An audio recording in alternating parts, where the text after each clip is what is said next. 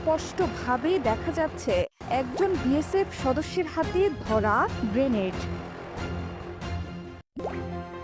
শনিবার চাঁপাইনবাবগঞ্জের শিবগঞ্জ সীমান্তে বাংলাদেশিদের ওপর বিএসএফ এর হামলার বিভিন্ন ছবিতেও ছড়াচ্ছে আতঙ্ক।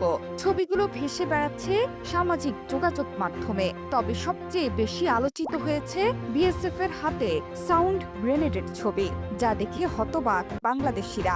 এই ছবি এবং সেদিনের হামলায় উত্তেজনা, এমনকি কাঁটাতারের বেড়া তৈরি নিয়ে ছড়ানো উদ্বেগে এখন দুশ্চিন্তায় সীমান্ত পাড়ের মানুষ।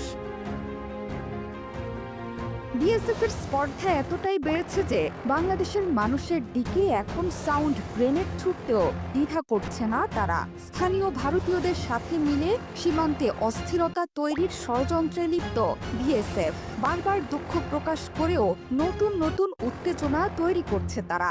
আর সেদিন থেকেই বিএসএফ এর হাতে সাউন্ড গ্রেনেডের ছবি ফেসবুকে ভেসে বেড়াচ্ছে।